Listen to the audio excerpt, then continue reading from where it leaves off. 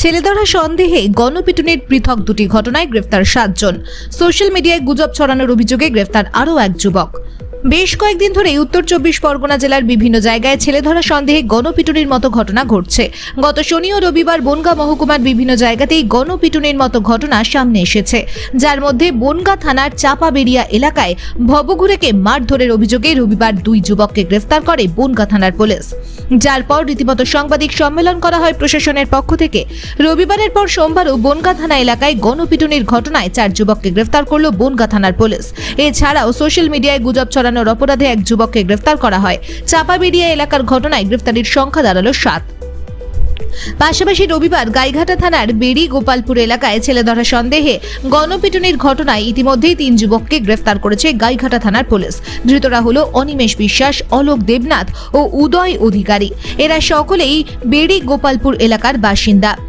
Bongaon police জেলার গণপিটুনির ঘটনায় মোট 8 জনকে সোমবার বনগাঁ মহকুমা আদালতে তোলা হয়। পুলিশ প্রশাসনের পক্ষ থেকে বারংবার গুজবে কান না দেওয়ার বার্তা দেওয়া হচ্ছে। পাশাপাশি কোনো রকম সন্দেহজনক কাউকে দেখলে গণপিটুনির ঘটনা না ঘটিয়ে পুলিশকে খবর দিতে বলা হচ্ছে প্রশাসনের পক্ষ থেকে। বেশ কিছুদিন ধরে বনগাঁ থানা আশপাশ এরিয়ে ছেলেধরা সন্দেহে একজনকে ধরে গণপিটুনি দিচ্ছে। এদিনও ঠাকুরপল্লী এলাকায় এরকম একজনকে গণপিটুনি দেওয়ার অভিযোগে গ্রেপ্তার করা হয়েছে, গ্রেপ্তার করেছে। পাশাপাশি গাইঘাটাতেও গণপিটুনি দেওয়ার অভিযোগে গ্রেপ্তার করা হয়েছে। কি হলো?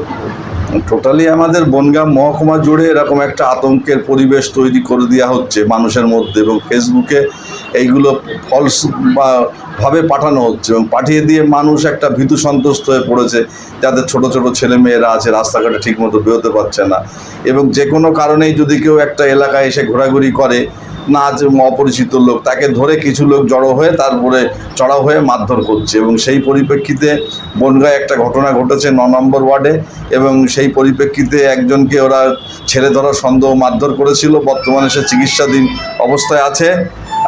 আর সেই পরিপ্রেক্ষিতে পুলিশ গতকাল একজনকে গ্রেপ্তার করেছিল এবং আদালতে পাঠিয়েছে।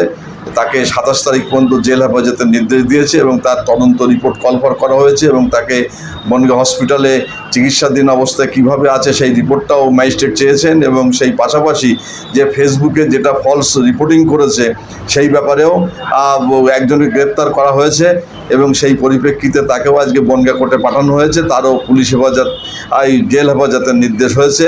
এবং পাশাপাশি আমাদের মহকুমার আরেকটা থানা যেটা গাইঘাটা থানা এলাকাধীন, সেই গাইঘাটা থানায় সেখানেও বেড়িগোপালপুর এলাকায় এরকম একটা ঘটনা ঘটেছে। সেই ঘটনার পরিপ্রেক্ষিতে সেখানেও মারধর করা হয়েছে, মানে কিছু মানুষকে ভুল বুঝিয়ে তারা আবেগের বশে মারধর শুরু করে দিয়েছে। সেই পরিপ্রেক্ষিতে গাইঘাটা থানার থেকে অ্যারেস্ট করে পাঠানো হয়েছে, তাদেরও জেল হেফাজতের নির্দেশ দেওয়া হয়েছে। এবং এই পরিপ্রেক্ষিতে মানে বনগাঁ মহকুমায় একটা গুজব ছড়ানো হচ্ছে, এটা খুবই একটা অস্বাস্থ্যকর পরিবেশ বলে আমরা মনে করছি।